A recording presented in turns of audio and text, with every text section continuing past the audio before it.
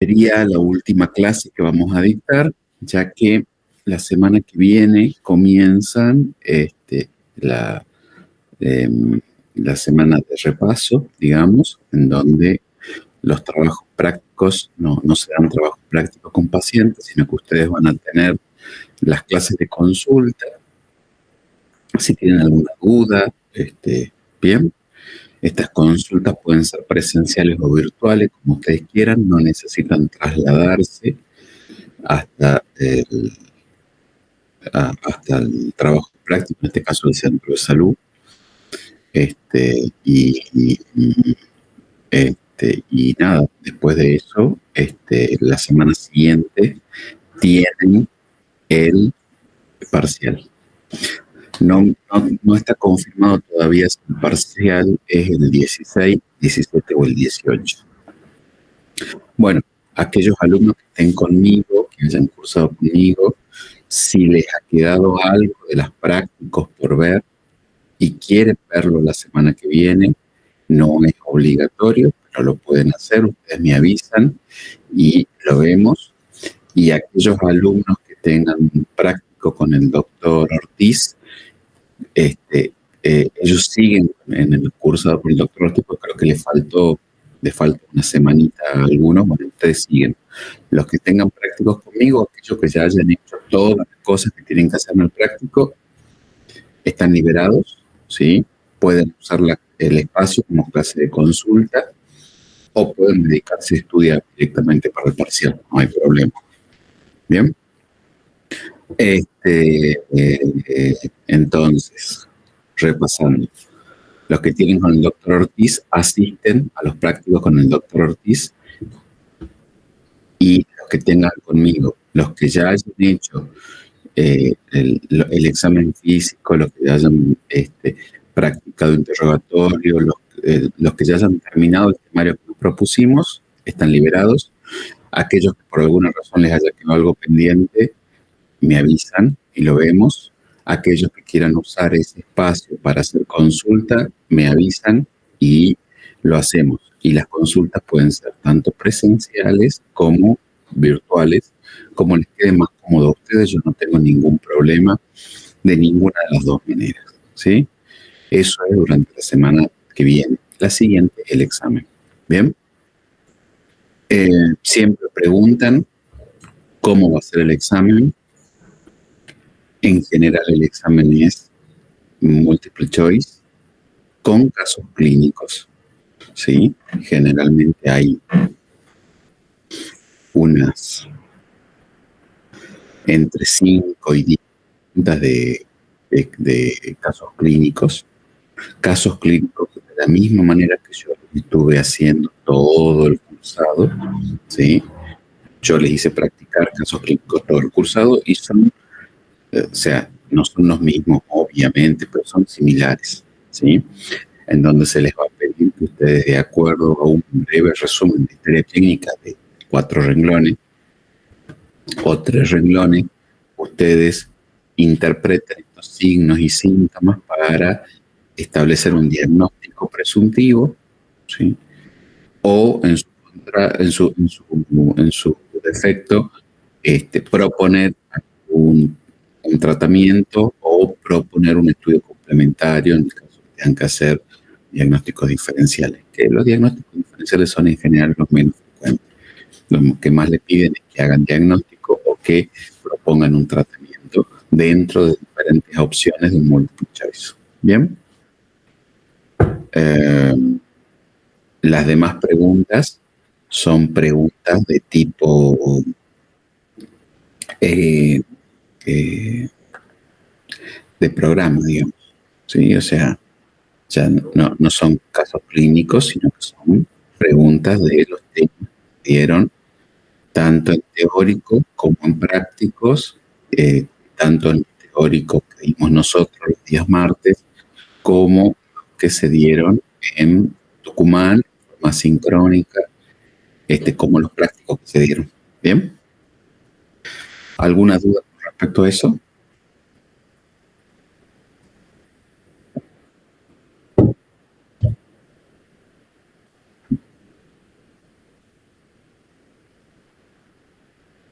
Que no, profe.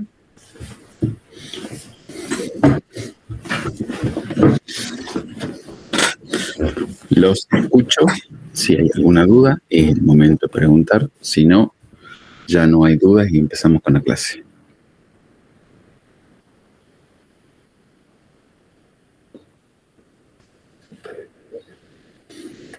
No, doctor, no hay dudas.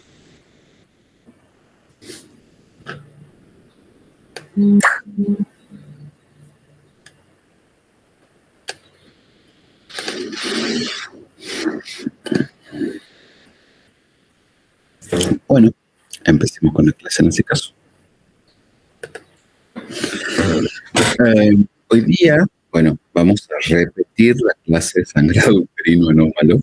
Les pido, por favor, que si por algún motivo se llegara a cortar, como me resulta muy difícil poder verlos o si me mandan un mensaje mientras estoy proyectando la clase, me hacen sonar el teléfono, me llaman el teléfono como para que yo tenga alguna alerta auditiva y de esa manera pueda me interrumpen la clase y me dicen si pasa algo para que no pase de vuelta esto que les doy una clase que ustedes no escuchan. ¿Bien? Así que empezamos la clase. Escuchan, ¿verdad?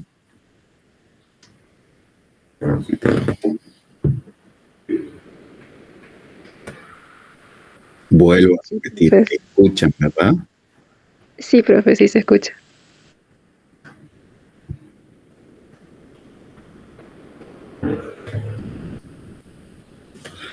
Parece que no escuchan. A ver. Sí se escucha. Se escucha, profe.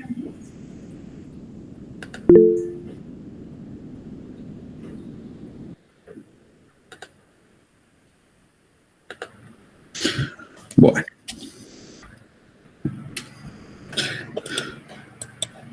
Lo primero que tenemos que ver es el concepto, ¿sí?, de menstruación normal, que es un concepto fisiológico, ¿sí? Nosotros consideramos que una menstruación normal es una pérdida hemática cíclica que se exterioriza todos los meses a través de la vagina y que tiene 5 características que la hacen normal. La primera es que es espontánea, ¿bien? O sea, no sucede por la toma de un medicamento o por una práctica quirúrgica, sucede de manera espontánea. Es periódica, tiene una periodicidad, o sea que viene todos los meses, eso significa periódica. Es regular, significa que el intervalo de días entre un sangrado y el siguiente sangrado es homogéneo, ¿sí?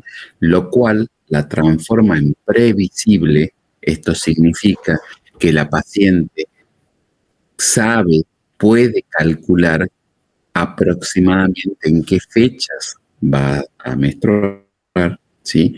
Y es autolimitada. Eso significa, así como vino de manera espontánea, se corta de manera espontánea también, teniendo una duración homogénea, regular, que está entre los 2 a los 5 días. Para que una menstruación sea una menstruación, este sangrado tiene que ser producto de la descamación de un endometrio maduro. Eso significa un endometrio que haya atravesado una fase proliferativa influenciada por los estrógenos, también se llama fase estrogénica, y luego una fase secretora que está influenciada por la progesterona, también se llama fase progestacional, ¿sí? Y que se produce como resultado de que se produjo la ovulación, pero no hubo anidación, ¿sí?, del embrión, ¿sí?, del huevo cigoto en ese endometrio. Entonces, tiene características: espontánea, periódica, regular, previsible, autolimitada, y se produce por descamación de un endometrio maduro luego de la ovulación al no haberse producido la anidación de este huevo cigoto en el endometrio. ¿Mm? Por lo tanto, nosotros decimos que la menstruación normal es la que se produce por ausencia de fecundación, ¿sí? O sea, frecuencia de anidación del huevo cigoto en el endometrio. ¿Bien? Entonces, ahora, las características de una menstruación están definidas genéticamente. O sea, los seres humanos menstruamos las características que menstruamos porque esto está codificado genéticamente en nuestros cromosomas, ¿sí? Está codificado genéticamente cuándo va a ser el inicio de la menstruación, o sea, la menarquia. Está codificado genéticamente la frecuencia, está codificada genéticamente su duración, está codificado genéticamente su volumen, inclusive está codificado genéticamente cuál va a ser el final de la menstruación, o sea, el comienzo de la transición menopáusica, la menopausia específicamente. Sin embargo, a pesar de que todas estas variables tienen, ¿sí?, una programación genética, están influenciadas, ¿sí?, por diversos factores, como por ejemplo el ambiente, ¿sí? El clima, la temperatura, ¿sí?, si hace calor, por ejemplo, porque estamos en un país tropical, o si hace frío, porque estamos en un país ártico o antártico, vamos a tener, ¿sí?, cambios en la menstruación. Está también modificado por la dieta. Lo que nosotros comemos modifica nuestras menstruaciones. Está modificado, ¿sí?, por el estado hormonal fisiológico de nuestro cuerpo y fisiopatológico también. Esto significa que determinantes como el estrés, ¿sí?, van a ser capaces de alterar la frecuencia, la duración o el volumen de las menstruaciones. Va a estar modificado también por neurotransmisores, ¿sí? Neurotransmisores que van a tener impacto en el hipotálamo, ¿sí? Y a través de ahí van a afectar al eje hipotálamo, hipófiso, gónado, endometrial, y de esta manera, ¿sí?, van a estados emocionales que van a modificar nuestros neurotransmisores, van a ser capaces de alterar la frecuencia, la duración o el volumen. Y por último, va a estar modificado también por diferentes enfermedades, en donde van a ser capaces de modificar estas características de la menstruación. A nosotros nos va a interesar sobre todo esta última parte, cuando la menstruación se altera, se cambia, producto de una enfermedad. Eso es lo que vamos a estudiar nosotros. Entonces,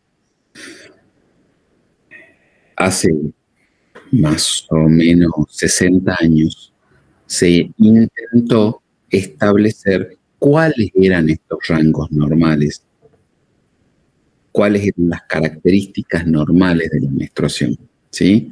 Al punto que en el año 1966 se hizo el primer estudio, ¿sí?, en donde lo que se hizo fue estudiar el patrón de sangrado de más o menos 500 mujeres, ¿sí? Fue el primer estudio que se hizo para ello, ¿sí? Y se lo hizo con 500 mujeres voluntarias, en donde se recogían los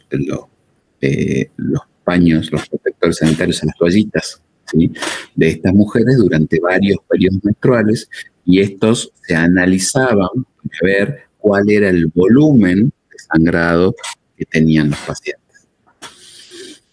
Y lo que encontró, como se podía esperar de todo lo que acabamos de decir, es que el volumen tiene un amplio rango de variabilidad, ¿sí? En general, una mujer menstrua en promedio 30 mililitros de sangre, o sea, descama 30 mililitros de sangre todos los meses en cada periodo menstrual.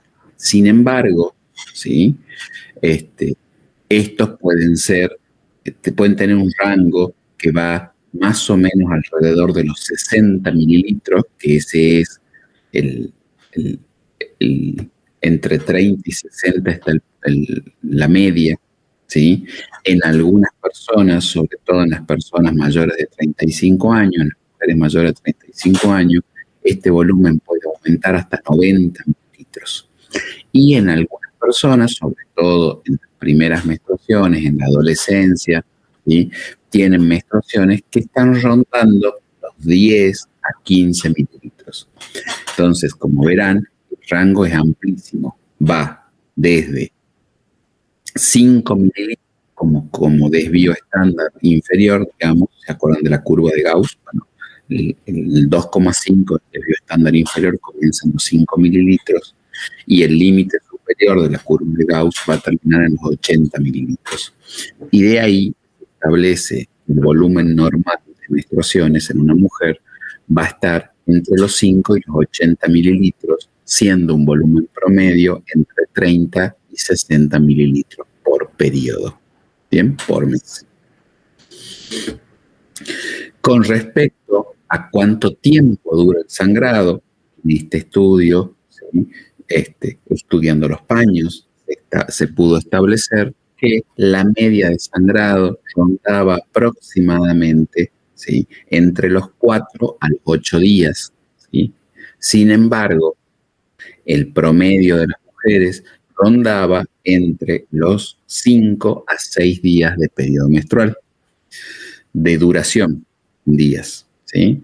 De allí que se establece que la duración entonces va a tener un límite normal, ¿sí?, la curva de Gauss de vuelta, que va a estar en el límite inferior en 3 días y en el límite superior, ¿sí?, en 7 días. Bien. Con respecto a la frecuencia, ¿sí?, en este estudio también se determinó que el promedio, ¿sí?, que se encontraba en tener sangrados menstruales entre los 24 y los 38 días. ¿Ok? Luego, subsiguientes estudios encontraron que esta periodicidad, esta frecuencia, se encontraba entre los 21, ¿sí?, a 38 días. Sin embargo, en la curva de Gauss, acabo de decir, se encontró que en promedio estaba aproximadamente en 27 a 28 días y las desviaciones estándar estaban, ¿sí?, en 24 a 35 días. ¿Sí? De todas maneras, se sigue usando el promedio de 21 a 35 días, a pesar de que está un poquitito desviado de la curva de Gauss. Bien. Bueno, y por último también se estudió la regularidad. ¿Sí?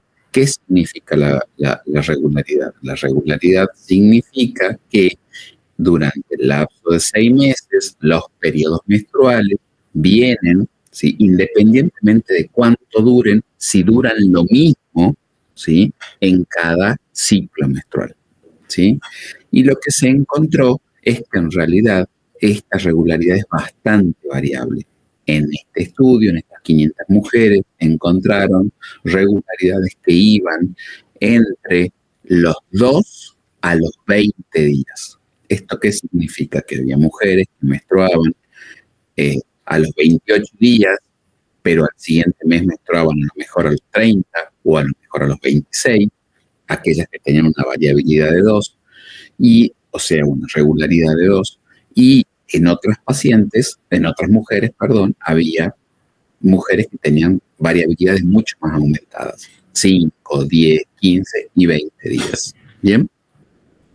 Sin embargo, lo que se encontró es que la mayor parte de las mujeres, de vuelta volviendo a la curva de Gauss, ¿sí?, si bien los extremos eran 2 a 20 días, los desvíos estándar 2,5 para arriba, 2,5 para abajo, el promedio, la media tenía una desviación de 4 días en más o 4 días en menos, o sea, 8 días.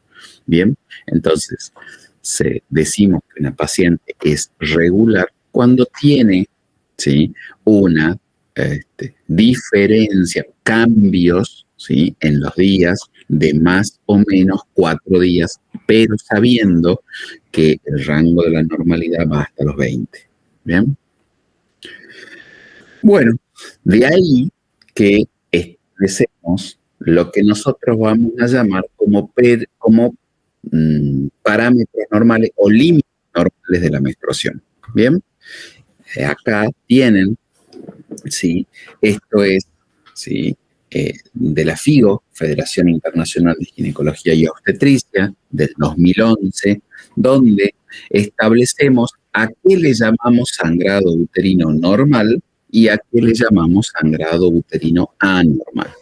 Y de allí salen todos los datos que les acabo de decir, ¿sí? Entonces, recuerden, frecuencias del ciclo que van de 24 a 38 días, ¿sí? Aunque recuerden que puede ir hasta inclusive de los 21, pero para la FIGO, y esto es lo más nuevo, ¿sí?, es 24 a 38 días, volumen de 5 a 80, la regularidad 2 a 20, sabiendo que en general, ¿sí?, es de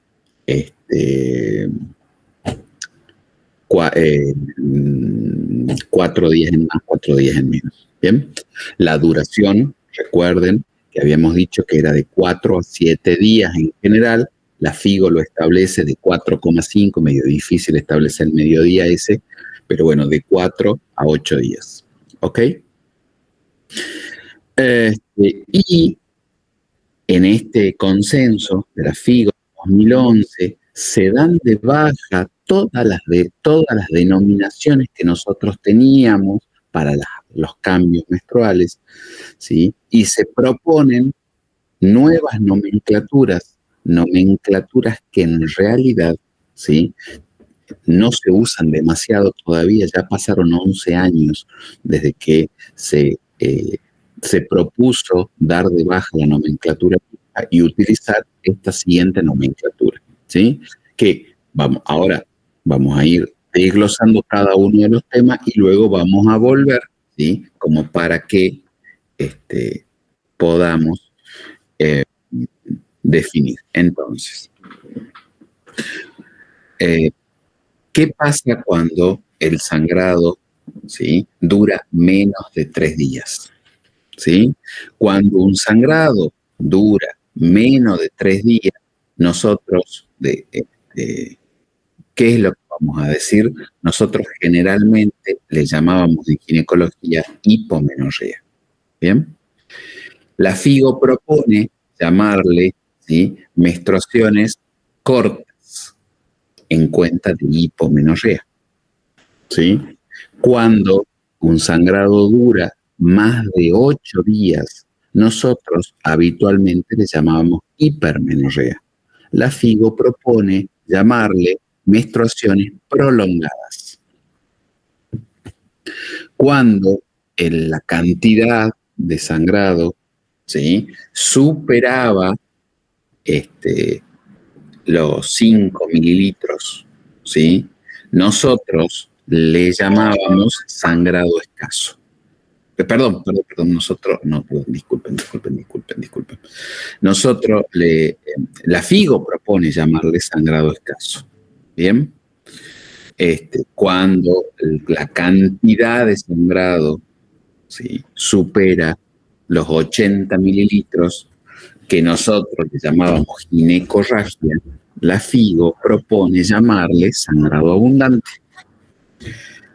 Cuando la duración del ciclo dura menos de 21 días, nosotros habitualmente, se le llamó siempre, ¿sí?, polimenorrea, en relación a que la frecuencia está aumentada. ¿Bien? La FIGO propone llamarle sangrado frecuente o de frecuencia aumentada. Cuando la frecuencia está disminuida, más de 35 o más de 38 días, Nosotros le llamábamos oligomenorrea. La FIGO propone llamarle menstruaciones infrecuentes. Este consenso de la FIGO da, por así decirlo, de baja a todas las nomenclaturas que nosotros usábamos habitualmente, que se usan hace más de 100 años, digamos. En realidad, ha tenido poca aceptación, y si bien este consenso es el consenso que manda, ustedes van a ver todavía en las bibliografías, en la mayoría de los libros, inclusive en las publicaciones, que se siguen utilizando términos como hipomenorrea, hipermenorrea, polimenorrea, oligomenorrea, ¿sí?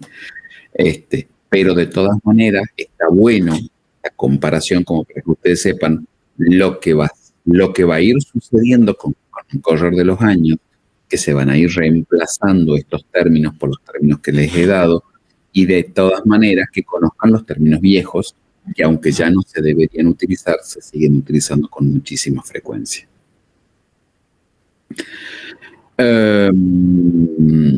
¿Dudas hasta acá? Yo creo que esta es la parte que más por ahí le cuesta al alumno entender este cambio, esta propuesta en una terminología nueva que realmente no se usa, aunque se debería usar.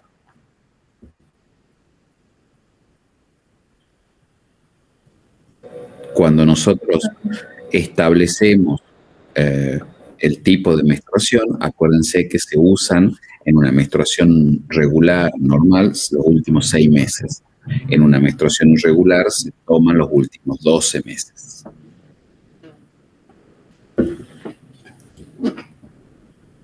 Bueno, el otro concepto que tienen que saber es el concepto de hemorragia uterina, ¿sí?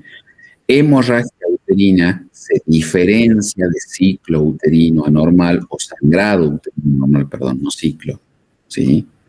En la hemorragia están alterados tanto la duración como la cantidad de sangre.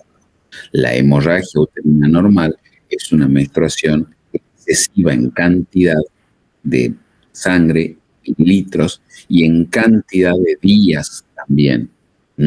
Y por lo tanto, la hemorragia uterina normal tiene repercusiones hemodinámicas, mientras que el sangrado uterino anormal, ¿sí?, en donde puede estar aumentado el volumen o pueden estar aumentados los días, ¿sí?, o puede estar alterada la frecuencia, en general no tiene esas repercusiones hemodinámicas que sí tiene la hemorragia uterina normal. Recuerden, el término hemorragia nos habla que hay una asociación de más de uno de los parámetros alterados y que hay repercusiones hemodinámicas en la paciente. Bueno, bueno, esto es lo que les acabo de decir, me adelanté un poquito. Bueno, esto es lo que les acabo de decir, los términos que la FIGO propone dejar de utilizar. Recuerden, dentro de estos términos, ¿sí?, todos los que están citados acá al costado, que para no perder tiempo no voy a ir mencionando uno por uno, pero ya les he dicho muchos, ¿sí?, ya no se deberían usar, ¿sí? Sin embargo, por costumbre, por uso, por tradición, van a ver que se siguen usando, y cuando lean en las bibliografías van a encontrar que se siguen usando. Sin embargo, la razón por la que la FIGO propone dejar de usarlo es porque realmente no son claros y muchas veces provocan confusiones, ¿sí? Bueno, repasemos por última vez los términos que ya se dejaron de usar o se deberían haber dejado de usar, pero por costumbre se usan, ¿sí?, para tener un mismo lenguaje cuando hablemos de alteraciones del ciclo. Le vamos a llamar entonces polimenorrea, o se le llamaba, mejor dicho, deberíamos decir polimenorrea, a las alteraciones menstruales de la frecuencia, en donde las menstruaciones venían con intervalos menores a 21 días. Le llamábamos oligomenorrea, de vuelta a las alteraciones de la frecuencia, donde las menstruaciones venían cada más de 35 a 38 días. Llamamos menorrea a la ausencia menstrual, ¿sí? A la falta de menstruación durante 90 días, o sea, 3 periodos menstruales o más. ¿Bien? Llamábamos hipermenorrea a las menstruaciones que tenían una alteración en la cantidad de sangrado, en donde el volumen menstrual superaba los 80 mililitros por día. Llamábamos hipomenorrea a aquellas menstruaciones que tenían un volumen menstrual menor de 5 mililitros por día, también una alteración en la cantidad. Bien. Otro término que muchas veces lo van a encontrar en la bibliografía es el de menorragia. En la menorragia es un sinónimo de hipermenorrea, ¿sí? Lo que actualmente sería alteraciones en la cantidad, ¿sí? Menstruaciones abundantes ahora para la FINCO. ¿Bien? Otro término que es difícil a veces para el alumno es el de criptomenorrea, ¿sí? Criptomenorrea es el sinónimo de hipomenorrea, o sea, una alteración en el volumen menstrual cuando la paciente menstrua menos de 5 mililitros en su periodo menstrual. Bien. Otro término que no es tan difícil, pero que sí genera algo de confusión, es spotting. Spot es una palabra inglesa que significa mancha, y spotting es el manchado. En este caso, el spotting es una alteración del intervalo menstrual, ya no del sangrado. O sea, el intervalo libre, los días que pasan desde que se cortó el sangrado hasta que el sangrado vuelve, ¿sí? La presencia de gotitas de sangrado, ¿sí? Durante el intervalo es lo que en inglés se llama spotting o en castellano manchado, ¿sí? Bien. Le dije menorragia, menometrorragia, otro término. Bueno, menorragia, entonces, habíamos dicho, menorragia es cuando la menstruación, o sea, de vuelta es un término que ya no se debería usar, porque todavía habitualmente por uso se sigue usando, cuando las menstruaciones, ¿sí? Están alteradas en la cantidad de días, ¿sí? Y en el volumen, asociados menorragia. Entonces, en la menorragia van a durar más de 8 días y van a tener más de 80 mililitros de volumen, ¿sí? Hemorragia intermenstrual, sinónimo de spotting o manchado, ¿sí? Sin embargo, acá en la hemorragia ya no es gotitas, no es manchado, sino que ya son pérdidas hemáticas, ¿sí? De cantidad variable. Bien. Sangrado postcoital. Bien. Es claro el concepto, no hace falta mencionarlo. Bien.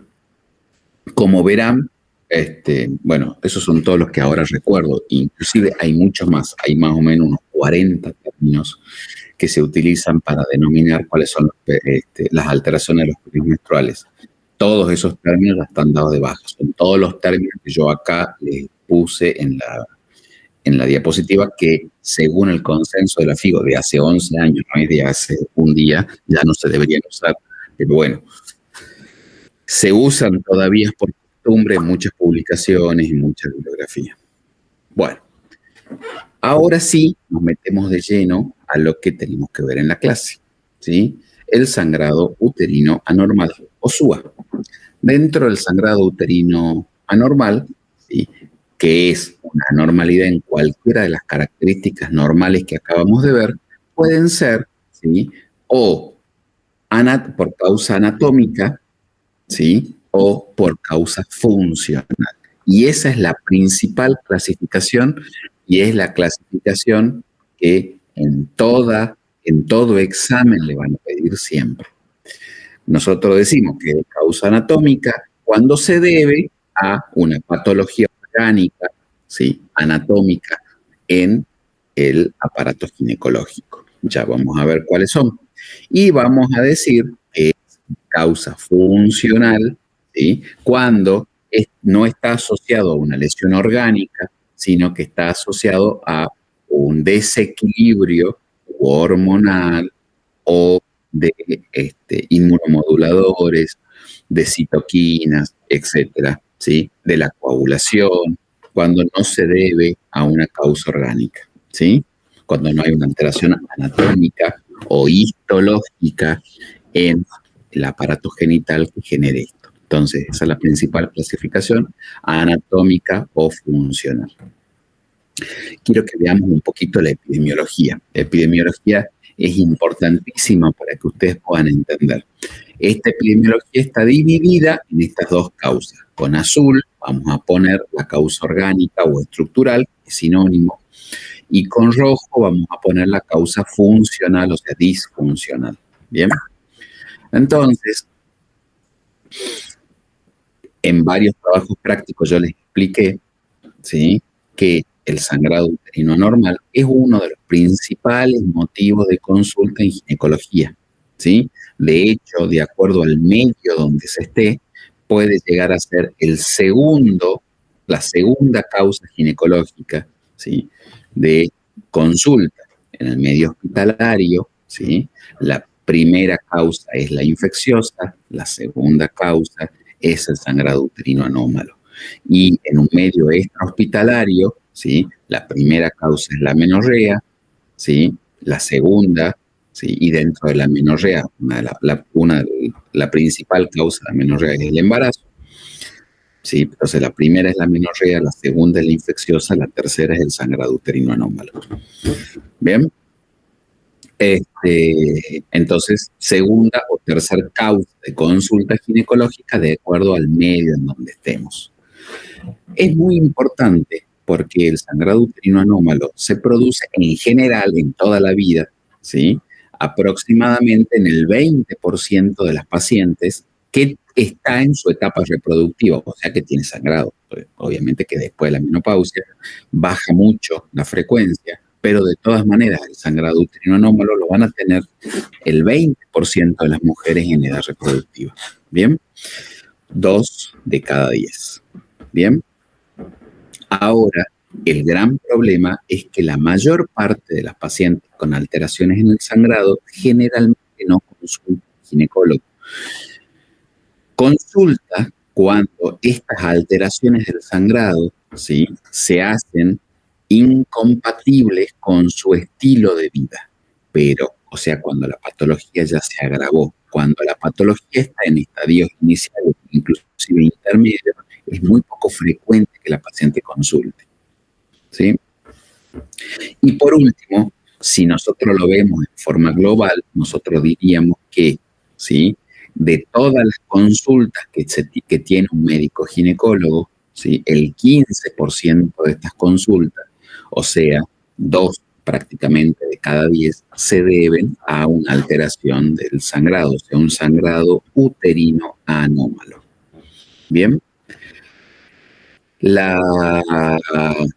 sangrado uterino anómalo evoluciona en el tiempo, ¿sí?, justamente por la falta de consulta que acabamos de decir en estadios tempranos, ¿sí? Y a nivel mundial, este sangrado uterino anómalo, sobre todo de 5 años para atrás, o sea, me refiero en el 2016, 17 hacia atrás, era responsable prácticamente de la mitad de las histerectomías a nivel mundial, ¿sí? Y el sangrado uterino anómalo era responsable de prácticamente todas las ablaciones endometriales a nivel mundial. Les digo por qué de hace 5 años, porque actualmente hay drogas nuevas que permiten controlar eficientemente muchas de las causas del sangrado uterino anómalo sin necesidad de llegar a las histerectomías. Sin embargo, esas drogas son bastante caras y difíciles de acceder por el valor de la droga, ¿sí? Más o menos 50, 60 mil pesos por ciclo menstrual. En Argentina son difíciles por el valor, por el costo de conseguir, y en Argentina es muy común que todavía se sigan haciendo histerectomías por sangrados uterinos anómalos, que en el resto del mundo ya no lo es tanto, ¿sí?, porque los costos que en Argentina podrían ser mucho, en el resto del mundo son 150, $200, no es tanto para una persona que tiene un sueldo más mejor, para hacerlo claro. Bien, entonces nosotros vamos a ir viendo, desglosando parte por parte. ¿Por qué se producen las hemorragias uterinas anómalas en la infancia? Por la infancia me refiero a las mujeres prepúberes, aquellas que aún no han iniciado la pubertad.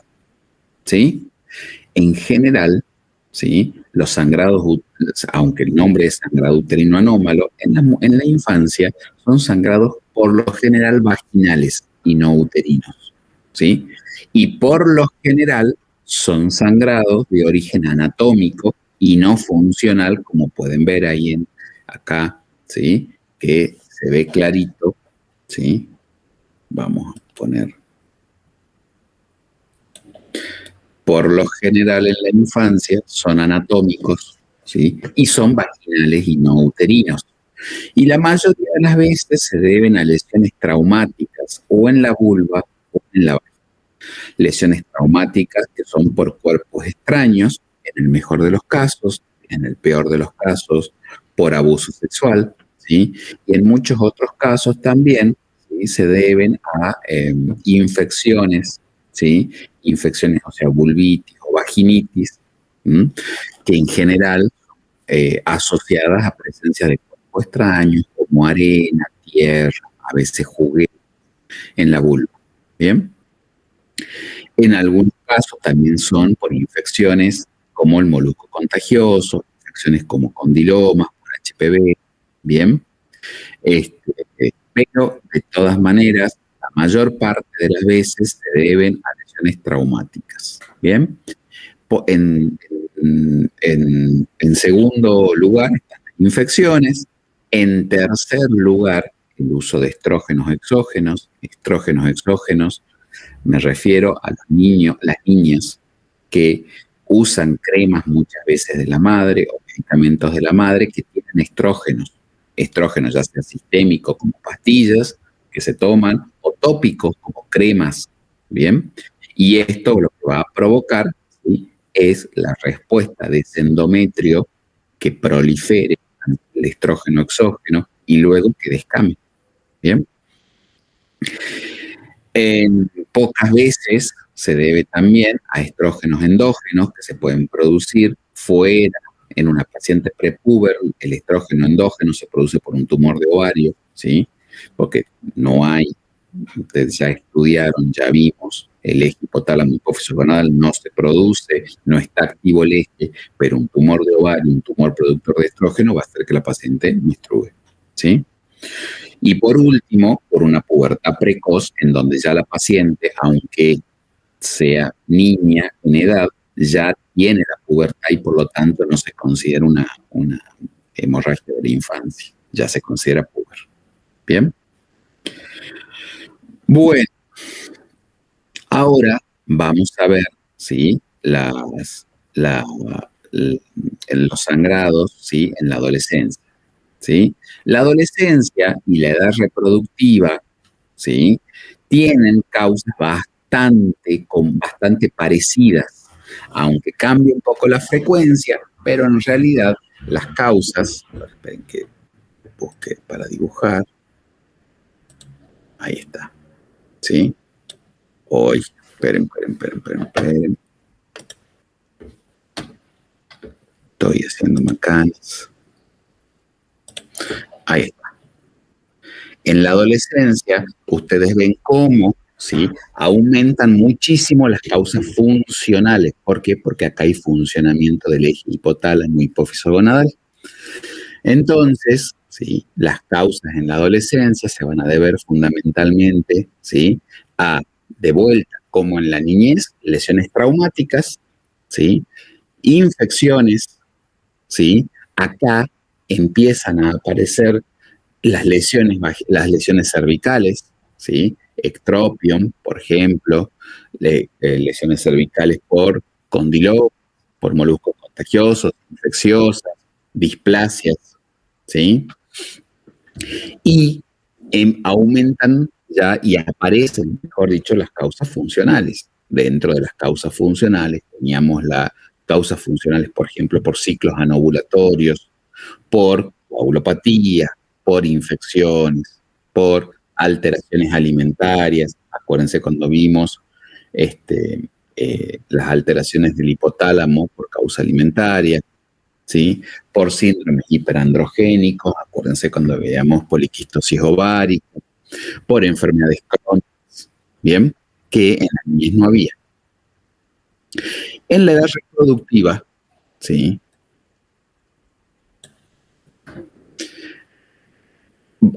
Vuelven a hacer pico, como en la niñez, ¿sí? Las causas orgánicas. En la edad reproductiva empezamos a tener pólipos como causas orgánicas, empezamos a tener leiomiomas y empezamos a tener embarazos, ¿sí? Que van a ser las causas orgánicas más comunes, ¿sí? De sangrado uterino anómalo. Las causas funcionales son más o menos las mismas que habíamos visto para la edad adolescente. Alteraciones en el eje, infecciones. En el caso de las infecciones en la edad reproductiva, tenemos que tener muy presente la endometritis. La mayoría de ustedes en los trabajos prácticos, cuando pacientes vio endometritis son enfermedades pélvicas inflamatorias. Viendo muchas de estas enfermedades pélvicas inflamatorias se manifestaban, como es lo común, lo que vimos, a través de flujo, de dolor, de fiebre. Pero otras, como ustedes también pudieron ver en los trabajos prácticos, se manifiestan como sangrado uterino anómalo. ¿Bien? Entonces, endometritis, cervixitis que producen, ¿sí? Sobre todo cervixitis por clamidia, cervixitis por gonococo, como que van a producir el sangrado uterino anómalo. Bien. Bueno, las causas endocrinas en la edad reproductiva empiezan a hacer pico causas endocrinas que están afuera del eje hipotálamo hipófiso gonadal. Recuerden las causas tiroideas, recuerden las hiperprolactinemias, ¿sí? Diabetes, ¿bien? Empiezan a aparecer causas hepáticas que alteren la coagulación, empiezan enfermedades crónicas, ¿bien? Y luego vamos a la transición menopáusica, en donde en la transición menopáusica, ¿sí? De vuelta hacen pico las causas funcionales, justamente porque acá lo que está alterado es el eje, ¿sí? Entonces, recuerden, ¿sí? Dentro de las causas de la transición menopáusica, la falla ovárica prematura, ¿sí? Acá, en la transición menopáusica son dentro de las causas orgánicas, las más frecuentes son los leiomiomas y los pólipos, y dentro de las causas disfuncionales, ¿sí? Las alteraciones del eje, ¿bien? Empiezan a aumentar dentro de las causas orgánicas, las causas tumorales. Y acá, en la menopausia específicamente, es donde hacen su máxima expresión las causas orgánicas y dentro de las causas orgánicas las causas tumorales, ¿sí? No es la única, en la menopausia también sangrados por atrofia vulvovaginal, ¿sí? Hay a la atrofia endometrial también provoca sangrados, las úlceras, tanto en vulva, en cuello, en vagina, la presencia de pólipos frecuentes en la menopausia, ¿sí? Y los sangrados por cáncer de endometrio, ¿sí? Un cáncer de ovario, productor, ¿sí? Y si bien no son tan frecuentes las causas funcionales dentro de la menopausia, hay que tener en cuenta los tratamientos estrogénicos, o sea, las causas iatrogénicas, ¿sí? Que es el consumo de estrógenos exógenos, ¿sí? Como causa muy frecuente de sangrado uterino anómalo en la menopausia. ¿Bien? Bueno, La más importante de las clasificaciones que ustedes tienen que saber y recordar toda la vida es la que las divide en orgánicas y funcionales, que son las que acabamos de ver. Sin embargo, ¿sí? Una clasificación que siempre se pide en los exámenes y que ustedes la tienen que saber es la clasificación que clasifica al sangrado uterino anómalo con la sigla PALM-COIN, ¿sí? PALM significa palma, ¿sí? Mano, la palma de la mano. Y COIN significa moneda, coin. Entonces, recuerden, PALM es el acrónimo de pólipo, la P, adenomiosis, la A, leiomioma, la M, y malignidad, la M. Entonces, PALM. Y COIN, PALM son las orgánicas. Y COIN son las funcionales y es el acrónimo de coagulopatías, la C, disfunción ovulatoria, la O, dentro de las disfunciones ovulatorias recuerden que la poliquistosis ovárica es la más importante, causas endometriales, la E, recuerden que dentro de las causas endometriales las infecciosas son las más importantes, causa iatrogénica, la I, recuerden que dentro de las causas iatrogénicas es el consumo de estrógenos exógenos, la causa más importante, y las no clasificadas. ¿Ok? Bueno. Vamos a hablar un poquito de cada uno, déjenme que me fije, estamos más o menos con el tiempo, pero empecemos hablando de los pólipos, ¿sí? ¿Qué son los pólipos? Los pólipos son proliferaciones epiteliales. Estos pólipos que ustedes ven acá, ¿sí? Estos, ¿sí? Estas proliferaciones son excreciones, son tumoraciones sólidas que se proyectan desde el endometrio hacia la luz de la cavidad uterina, tienen tejido conectivo, tejido glandular, tienen colágeno, elastina, tienen tejido glandular, tienen tejido fibromuscular y tienen vasos sanguíneos que vienen por acá. ¿Sí?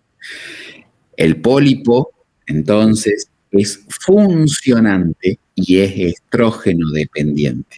¿Sí? Estos pólipos, ¿sí?, están tapizados por endometrio alrededor y este endometrio es funcionante. Inclusive el endometrio puede ser displásico, hiperplásico, etc. Y eso nos va a permitir clasificar a los pólipos, ¿sí?, en pólipos de variedad quística, de variedad atrófica, de variedad hiperplásica. Estos pólipos entonces pueden ser sésiles cuando no tienen pedículo o pediculados, como este caso, cuando tienen pedículo. Acá tienen un sésil, otro pólipo sésil y un pólipo pediculado, otro pólipo pediculado. ¿Ok? Entonces, lo importante, ¿sí?, es que tiene endometrio, que es funcionante, que son generalmente, ¿sí?, benigno. Sin embargo, muchos pólipos pueden tener transformación maligna acá, en la base del pólipo. Por eso, los pólipos, ¿sí?, eso es la sintomatología que produce el tejido funcionante y el riesgo de que haya una transformación maligna son los que van a justificar toda nuestra acción con respecto a los pólipos. Los pólipos son muy frecuentes en mujeres a partir de los 30 años, ¿sí?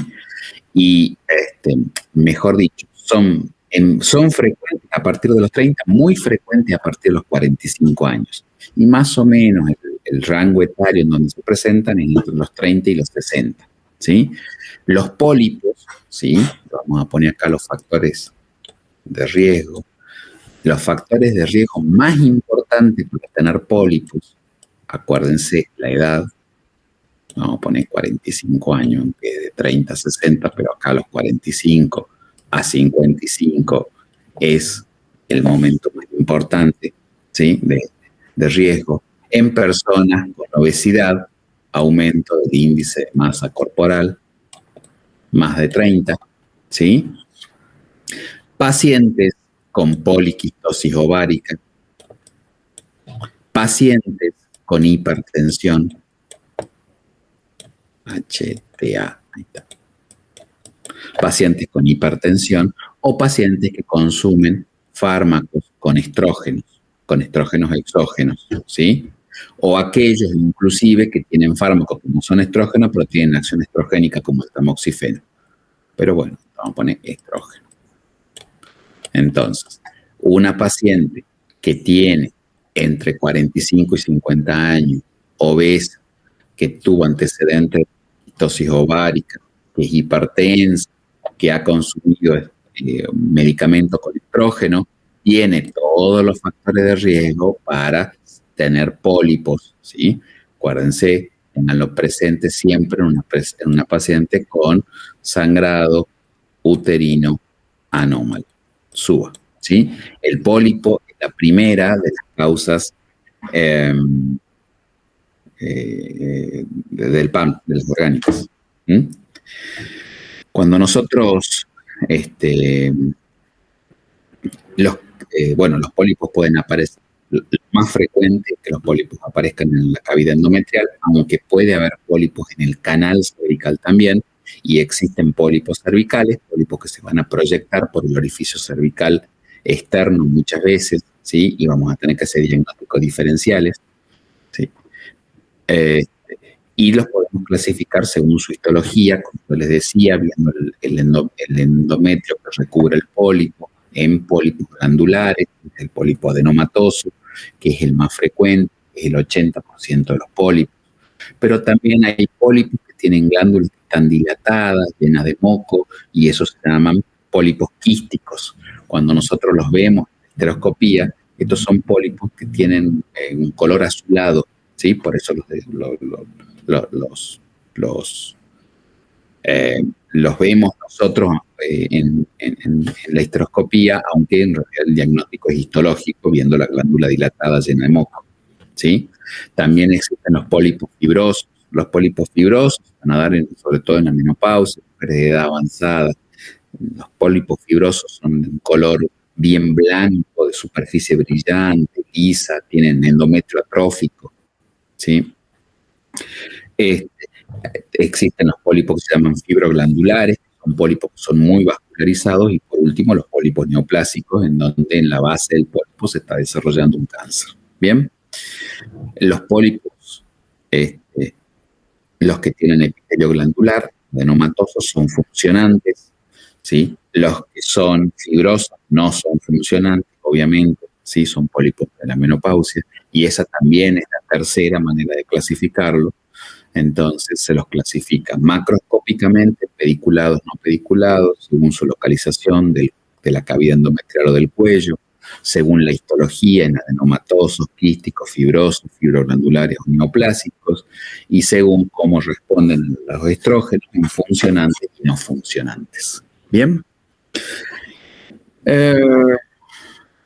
Recuerden, ¿sí?, que muchas pacientes tienen pólipos y no tienen ninguna sintomatología. Cuando estudiamos el pólipo como entidad, el 60% de los pólipos son asintomáticos. Sin embargo, muchos provocan síntomas, el 40%, y el síntoma que van a provocar es el sangrado uterino anómalo, ¿sí?, que es el sangrado genital, ¿sí? Producen aumento de la cantidad, ¿sí?, de sangrado. Además, son capaces de provocar aumento de los días de sangrado, y en la menopausia producen hemorragia o sangrado de la posmenopausia. Entonces, ¿qué van a provocar? Usando la terminología vieja, ¿sí?, van a provocar una hipermenorrea, una menorragia, aumento de la cantidad de días y del volumen, ¿sí? Y también, además de provocar el sangrado uterino anómalo, los pólipos producen muchas veces, sobre todo los que están en el cuello uterino, sangrado postcoital, ¿sí?, porque se inflaman, se irritan por el roce, durante la actividad sexual, con la penetración, y sangran y tienen responsable muchas veces de la clínica es el sangrado uterino anómalo y el sangrado intermenstrual. Bien, los pólipos distienden la luz del útero y al distender el útero provocan dolor pelviano, ¿sí? Sobre todo los pólipos más grandes, obviamente, ¿sí? Los pólipos pueden provocar infertilidad porque afectan la luz del endometrio, disminuyen el sitio de implantación. ¿Sí? Los pólipos, cuando están en el cuello del útero y se exteriorizan hacia la vagina, ¿sí? Van a provocar flujo, o sea, secreción vaginal, ¿sí? Y como consecuencia del aumento del sangrado, los pólipos, o en algunos pacientes, pueden provocar anemia, ¿sí? Esa es la clínica de los pólipos. ¿Cómo se diagnostican los pólipos? Bueno, el pólipo del cuello del útero se exterioriza por el orificio cervical, lo van a ver en la espectroscopía, ¿sí? Van a ver los pólipos cervicales. El resto de los pólipos en el examen físico van a encontrar un útero doloroso, aumento de tamaño, sobre todo cuando son pólipos grandes, pero el diagnóstico lo van a hacer a través de la ecografía, que va a permitir ver los pólipos, o directamente la histeroscopía o la histerosonografía. En la histeroscopía nosotros lo vamos a poder ver, y en la histerosonografía, ¿sí? Que es entrar con una sonda ecográfica en el interior del útero y hacer la ecografía intraútero, digamos, eso es la histerosonografía. ¿Bien? ¿Se acuerdan que yo les había dicho, esto por ahí es medio fino, imposible que se lo pregunten en un examen, pero nosotros cuando tenemos un sangrado uterino anómalo, informamos de Palm Coin, la P, que es el pólipo, nosotros decimos PA o PB. PA es el pólipo que se diagnostica por ecografía. Y PB es el pólipo que se diagnostica por histeroscopía.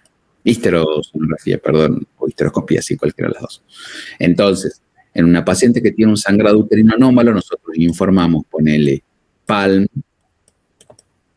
y en P ponemos PA2, PB1. Eso significa que tiene 2 imágenes ecográficas compatibles con pólipo y una imagen histeroscópica compatible con pólipo. Bueno, es algo muy de especialista, yo creo que es imposible que se lo pregunten, pero de todas maneras, como para que vean por qué se los clasifican A y B, ¿sí? ¿Cómo se tratan los pólipos? Sí, pues ya les dije, clínica, diagnóstico, tratamiento. Bueno, los pólipos, en realidad, el tratamiento de urgencia en el sangrado, sí, se puede utilizar sobre todo en los pólipos vaginales, los que se esterilizan por el orificio cervical.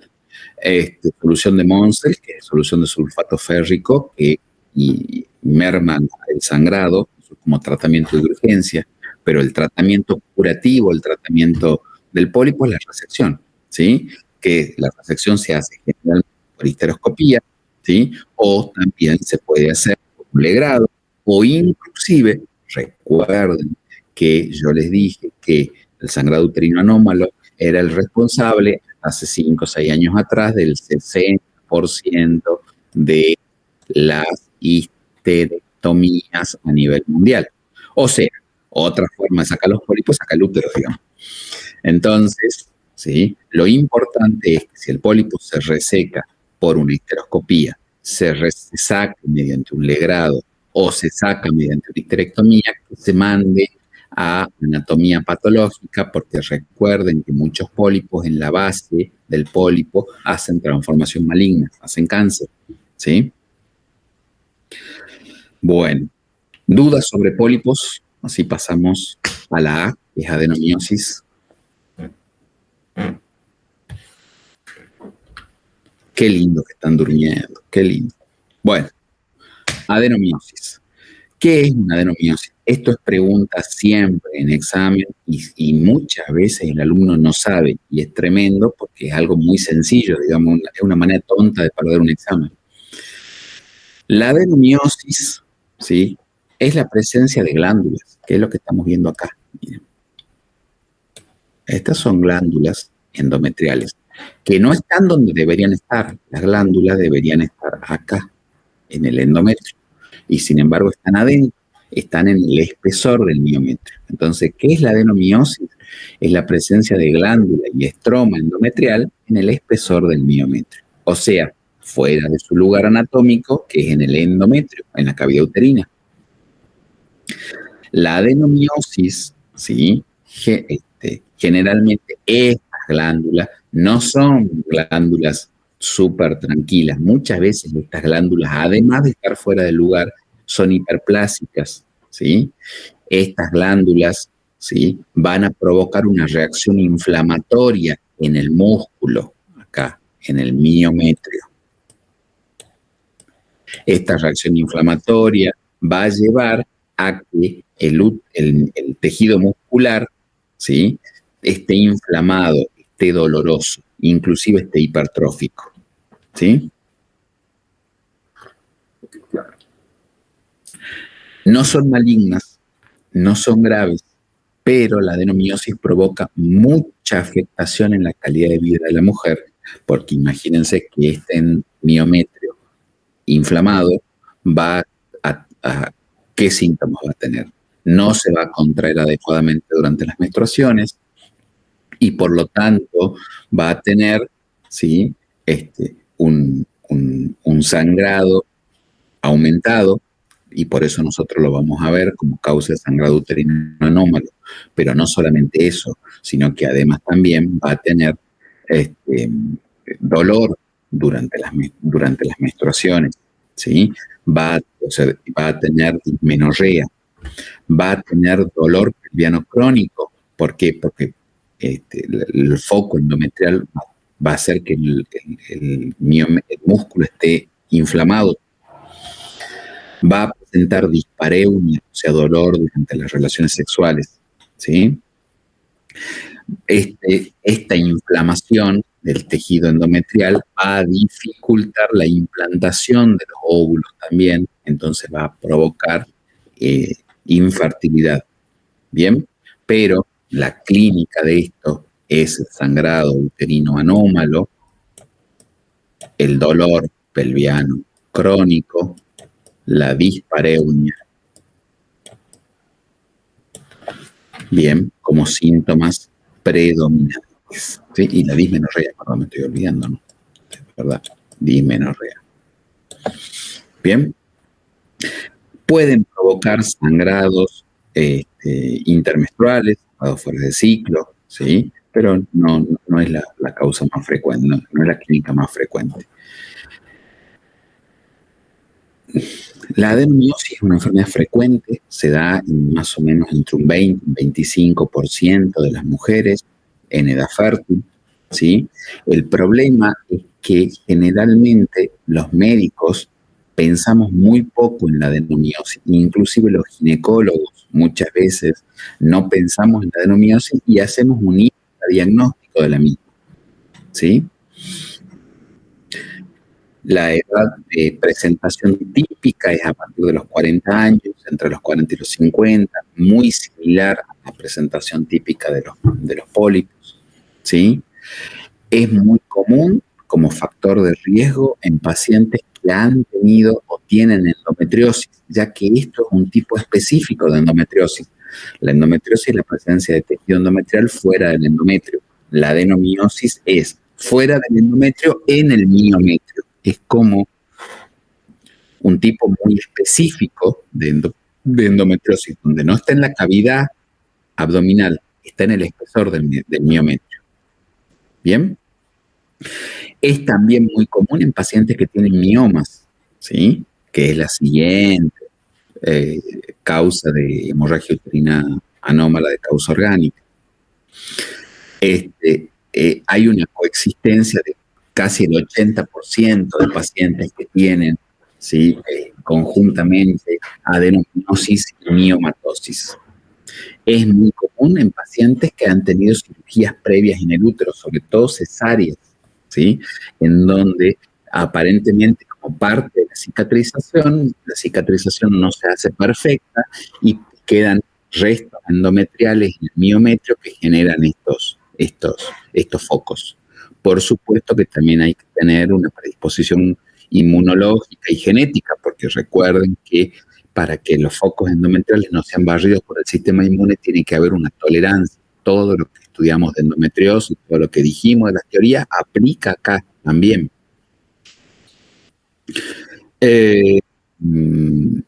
Bueno, entonces repasamos etiología inmunológica, ¿sí? Y desconocido en general, ¿no es cierto? Es bastante común en pacientes que tienen fibromialgia también, ¿sí? Son las cirugías, las endometriosis, los miomas y la fibromialgia. Son 3 factores de riesgo muy importantes. Acá, en el gráfico yo les estoy mostrando un tipo muy especial, el más fácil de adenomiosis, que es la focal, en donde hay áreas de tejido endometrial que están bien delimitadas. Pero existe otra adenomiosis que es difusa, que se da en el espesor del músculo, que es bastante más difícil de diagnosticar, ¿sí? Pero que son histológicamente los 2 tipos de adenomiosis que hay. ¿Bien? Uno siempre en una paciente que tiene factores de riesgo, que tiene un sangrado uterino anómalo, tiene que sospechar de la presencia de adenomiosis, ¿sí? El diagnóstico se lo va a hacer en el examen físico, encontrando un útero aumentado de tamaño, doloroso la palpación, se realiza una ecografía que puede mostrar la irregularidad del miometrio y luego terminamos haciendo el diagnóstico generalmente por resonancia magnética, ¿sí? Y por último, ya cuando hacemos cuando sacamos la lesión por histología, ¿sí? Pero en general, ¿sí? La ecografía nos aumenta la sospecha, pocas veces nos hace el diagnóstico, generalmente tenemos que recurrir a la resonancia magnética para poder hacer el diagnóstico. ¿Cuál es el tratamiento de la adenomiosis? Bueno, el tratamiento de la adenomiosis es muy parecido al tratamiento de la endometriosis. Recuerden que estamos hablando de prácticamente la misma enfermedad con diferente localización. El tratamiento es con analgésicos, ¿sí? Si los analgésicos no funcionan, ¿sí? Tenemos que recurrir ¿sí? a una cirugía o de lo contrario a tratamiento hormonal. Acá, en la adenomiosis, hay tratamientos de vanguardia. Dentro de los tratamientos de vanguardia hay uno que se llama IFU, ¿sí? No sé si recuerdan de cuando cursaron biofísica, ¿sí? Pero IFU, tratamiento con ultrasonidos, en donde ustedes saben que los ultrasonidos se pueden utilizar con fines diagnósticos para hacer una ecografía y con fines terapéuticos. Con fines terapéuticos se podía usar para fracturar un cálculo en la vía urinaria, ¿sí? por resonancia del ultrasonido, pero también se lo puede utilizar focalizándolo en una parte del tejido y generando calor a través del ultrasonido. Este calor va a producir la ablación de ciertos tejidos que sobre todo se pueden hacer por vía quirúrgica. Bueno, acá el IFU tiene una indicación, ¿sí? Como modo de hacer ablación del tejido endometrial, en el endometrio, quemándolo a través de ultrasonido, que se llama IFU, ¿sí? Ultrasonido focalizado de ultra alta intensidad. Bueno, y por último, esperar la menopausia. Cuando en la menopausia deja de haber crecimiento glandular y por lo tanto mejora la adenomiosis. ¿Bien? Bueno, vamos al leiomioma. Perfecto, leiomioma. Leio, ¿sí? Mioma. ¿Qué es el leiomioma? El leiomioma es un tumor del músculo liso, es un tumor benigno donde hay una proliferación del músculo liso endometrial. ¿Bien? La localización más frecuente es en el miometrio, pero no es la única localización. Hay leiomiomas del intestino delgado, hay leiomiomas en el esófago, en todos los órganos que tienen músculo liso puede haber la proliferación de este tumor benigno del músculo liso. ¿Sí? Los leiomiomas son uno de los tumores más frecuentes en el útero, es el tumor benigno más frecuente del útero, ¿sí? También, igual que las otras dos patologías anteriores, se dan entre los 40 y los 50 años como el momento de mayor presentación, ¿sí? Donde son más frecuentes, ¿sí? También, como en las anteriores, cuando nosotros estudiamos la miomatosis específicamente, la clínica más frecuente es asintomática, ¿sí? Pero en aquellas pacientes que dan síntomas, el síntoma principal es el sangrado uterino anómalo, ¿sí? Los leiomiomas, ¿sí? Cuando crecen, deforman la cavidad uterina. Y al deformar la cavidad uterina, ¿sí? Van a producir la imposibilidad de contraerse eficientemente del útero y por lo tanto los sangrados uterinos anómalos. Por otro lado, también van, cuando están en el espesor, como se producen en el espesor del miometrio, ¿sí? Van a afectar la contractilidad, van a hacer interposición. Digamos, estas fibras musculares no se van a poder contraer porque en el medio tienen un tumor que no se contrae. Los leiomiomas son tumores benignos.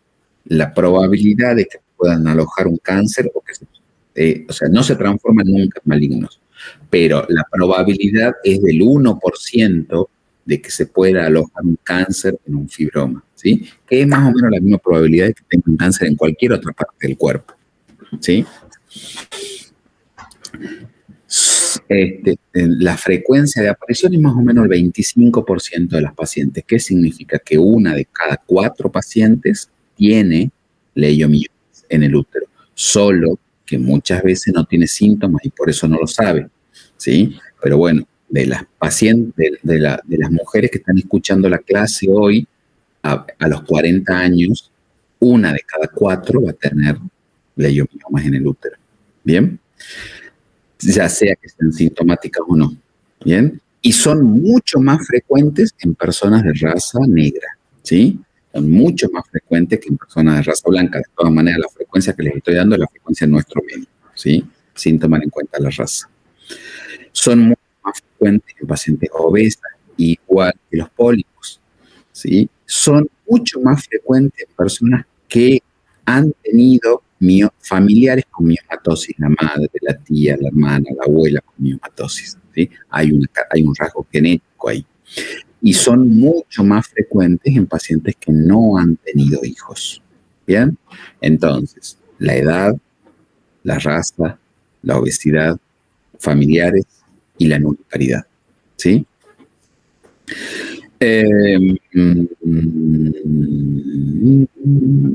Bueno, la clasificación.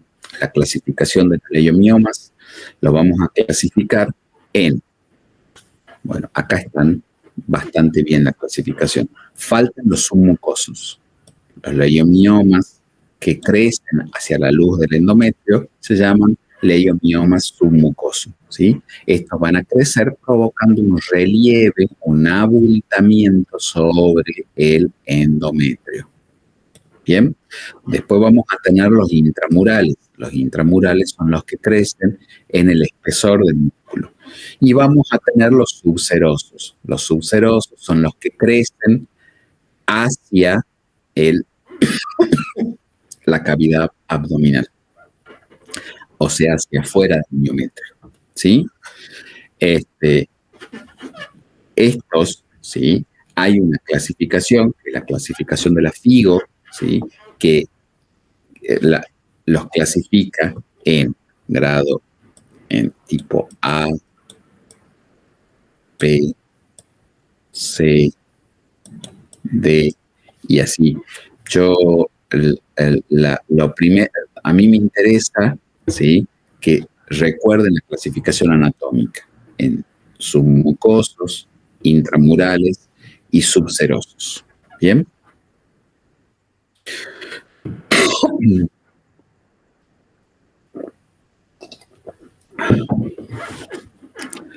Otra clasificación que se les pide muy frecuentemente a veces son los pediculados, ¿sí?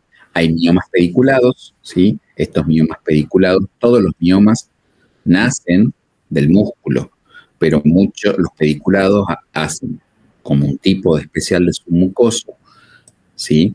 Se proyectan hacia la luz y se elongan. Y muchas veces, ¿sí? Se puede tener el parto del mioma, ¿sí? Cuando se exteriorizan por el orificio cervical externo.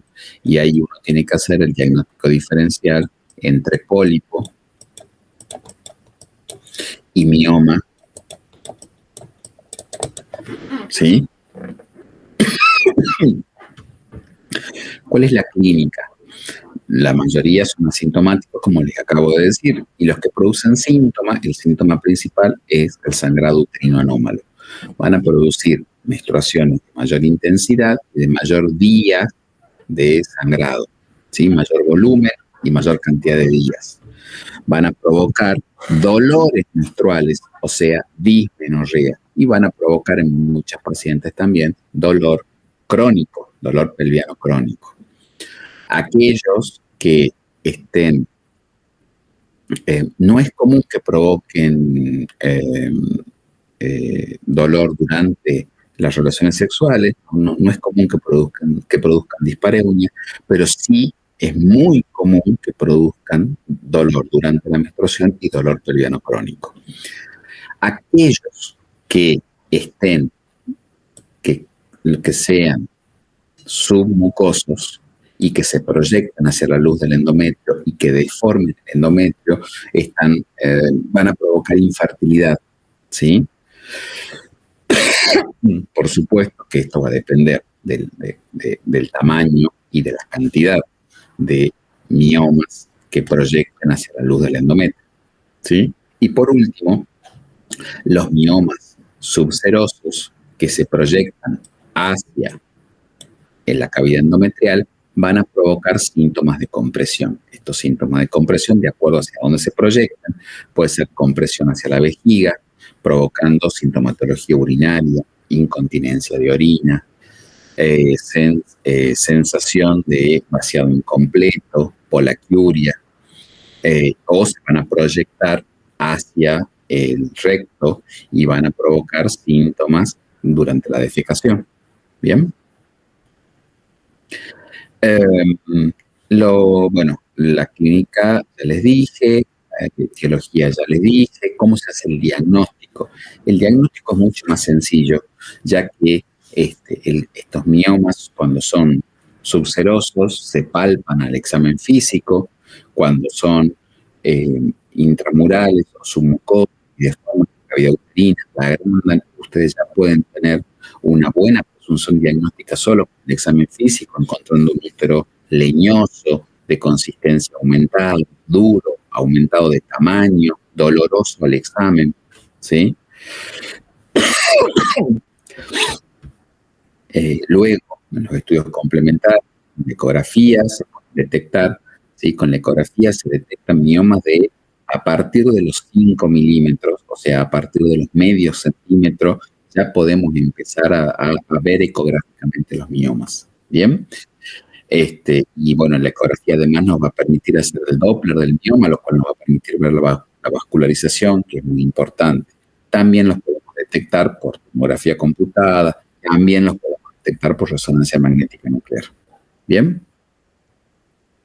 Acá en PalmCoin también, ¿sí? En los miomas vamos a poner el número de miomas, ¿sí?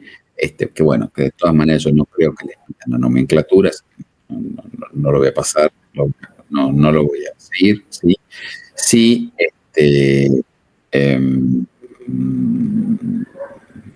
bueno, como dato fino, que no creo que les tomen, pero hay una clasificación, la clasificación de Wamstaker, que lo que permite es clasificar los miomas, permite diferenciar los miomas intramurales, subserosos, es muy difícil que le pregunten, ¿sí? De todas maneras, estamos un poquito apurados ya con el tiempo, son las 9:30, ya tenemos que terminar, pero esa la pueden buscar en el libro y la pueden ver, no hay problema.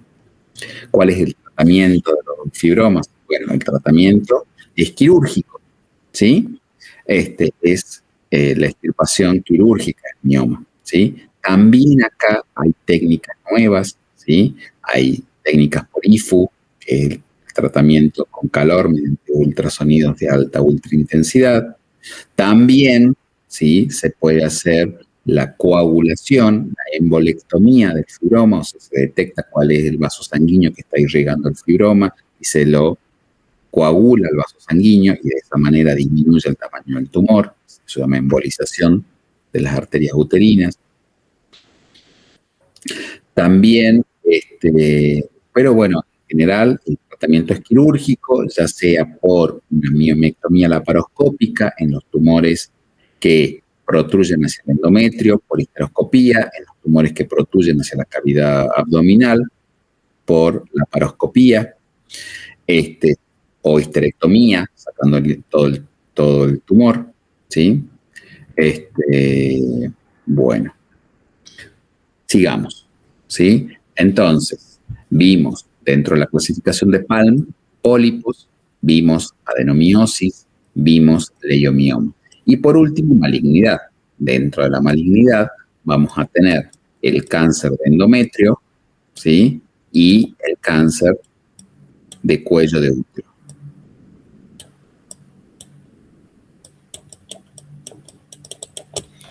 Esos dos son los principales, las principales causas de sangrado uterino por malignidad. Y con eso completamos toda la clasificación de Palm. Ahora vienen las causas por coagulopatías, o sea, que vendrán a ser estas eran las orgánicas, y acá vienen las funcionales o disfuncionales, como ustedes quieran.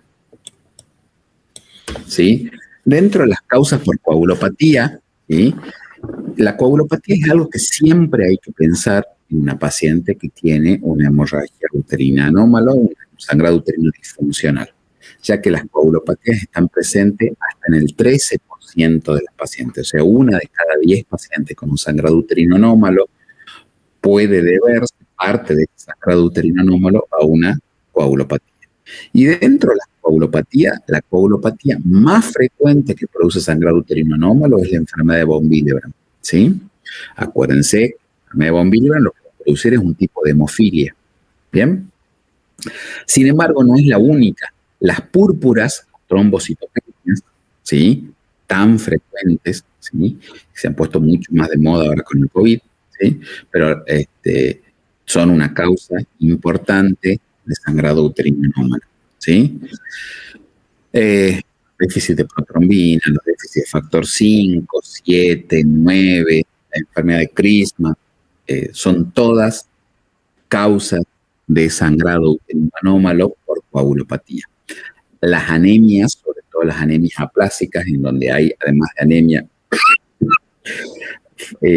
disminución de las plaquetas, la plaquetopenia, también trombocitopenia, también te van a provocar sangrado uterino anómalo, ¿sí?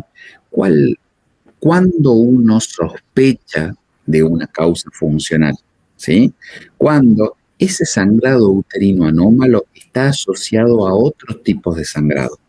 Piensen dentro del interrogatorio, un paciente que viene por un sangrado uterino anómalo, uno debe preguntar cómo fueron sus partos, si durante el parto tuvo sangrado aumentado. O sea, que todas estas coagulopatías, la mayoría son genéticas, o sea que las tiene toda la vida, ¿sí? Si ha tenido procedimientos quirúrgicos previos, si durante los procedimientos quirúrgicos hubo patología del sangrado, y si uno tiene que buscar, ¿sí? Antecedentes de epistaxis, sangrado de encía, antecedentes de familiares con sangrados. En el examen físico uno tiene que buscar hematomas, ¿sí? Signos clínicos de coagulopatías, ¿sí? Bien. Ahora, la disfunción ovulatoria La disfunción ovulatoria, como yo les había explicado, la causa más frecuente de disfunción ovulatoria es la poliquistosis ovárica. Bien, que ya la vimos, tuvimos una clase, no tiene mucho sentido de repetirla. La causa más frecuente de patología endometrial que produzca sangrado uterino anómalo, yo le dije, son las endometritis, o sea, las infecciones en general. ¿Sí? Acá sí quiero hacer algunas consideraciones que por ahí al alumno se le olvida. ¿Sí? Ustedes vieron lo frecuente que son las infecciones. Las infecciones son el segundo motivo de consulta a nivel de primer nivel de atención, después de las amenorrea, y en la atención hospitalera son el primer motivo de consulta. ¿Sí? Estas infecciones, cuando afectan al endometrio, lo que van a provocar es una endometritis. Esta endometritis lo que va a hacer es que se produzcan moduladores de la inflamación, endotelina,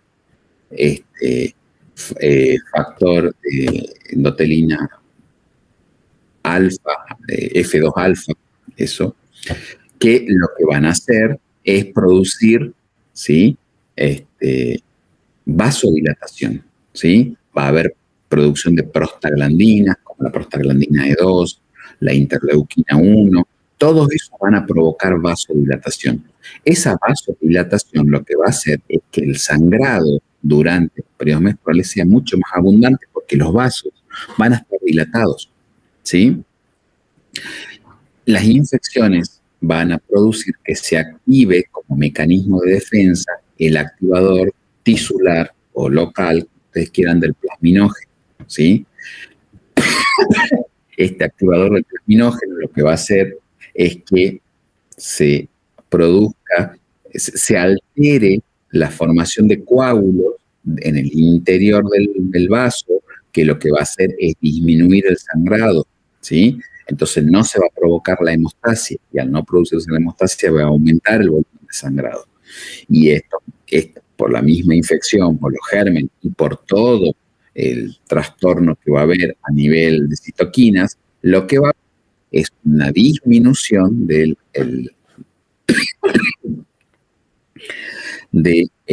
crecimiento del endometrio, sobre todo de la maduración del endometrio. Por lo tanto, este endometrio va a ser un endometrio que cuando haya el estadio clínico se va a hacer anómalo, la fase progestacional se va a hacer anómalo y la clínica va a ser el sangrado uterino anómalo. ¿Bien? ¿Cuáles son los agentes etiológicos más comúnmente relacionados con esto? Todos los que producen la EPI, ¿sí? La clamidia, la gonorrea, el micoplasma, ¿sí? Es en una paciente que tiene un sangrado uterino anómalo, ¿sí? Que ustedes en el examen físico encuentran flujo, encuentran cervicitis, ¿sí? Es un motivo de una causa de ese sangrado uterino anómalo que siempre tienen que valorar, ¿sí? A diferencia, ¿sí? A diferencia de las otras, estos sangrados uterinos anómalos de la endometritis van a afectar mucho la periodicidad, ¿sí? No tanto como los otros, ¿sí?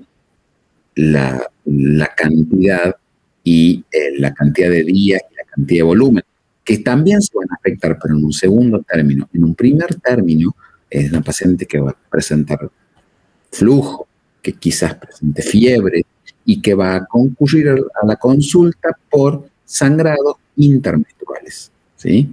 Si no concurre precozmente, si concurre cuando avanza más la infección, a estos sangrados intermenstruales se va a empezar a agregar, ahora sí, ¿sí? Menstruaciones dolorosas, menstruaciones abundantes, menstruaciones prolongadas, ¿sí? En días de sangrado.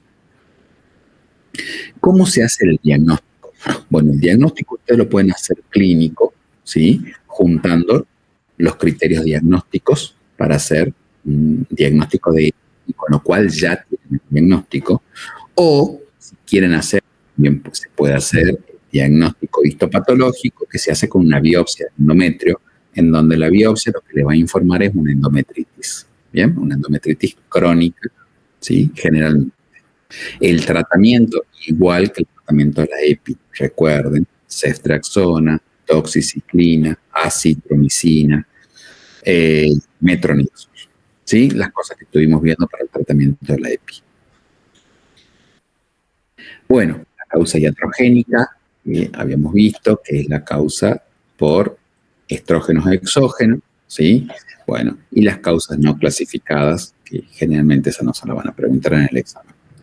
Bueno, que vimos todas las de Pancoin, todas las causas de sangrado uterino anómalo. ¿Tienen alguna duda?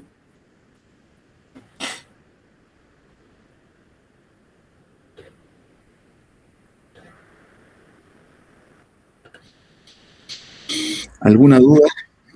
¿No? ¿Están durmiendo hermoso? Bueno, a partir de ahora, las dudas las empiezo a preguntar yo, ya no las preguntan ustedes. Bien. Si alguno tiene que quiere consultar algo, quiere tener una clase de consulta, me lo pasa por mensaje. Podemos hacerlo en el horario del trabajo práctico que tiene asignado durante la semana que viene. Vamos a hacerlo de manera virtual o de manera presencial, como decidan, pero me lo pasan por mensaje para que yo sepa si los espero en el trabajo práctico, si lo hacemos virtual, qué día lo hacemos, ¿sí? Y sobre todo para ver yo organizarme con el tema de los pacientes. Y aquellos que ya hayan terminado su trabajo práctico, que ya hayan cumplido los objetivos, quedan exceptuados de hacer el trabajo práctico la semana que viene. La semana que viene son solo trabajos para recuperar al que le falta, para consulta al que necesita consulta, ¿sí? Ya la semana que viene no hay teóricos, porque ya es la semana previa al examen y la semana que ustedes tienen para estudiar, ¿sí? Y no hay trabajos prácticos obligatorios, por lo menos para los que están cursando conmigo. Los que están cursando con el doctor Ortiz sí van a ir al trabajo práctico con el doctor Ortiz, ¿bien? El día miércoles. ¿Alguna duda?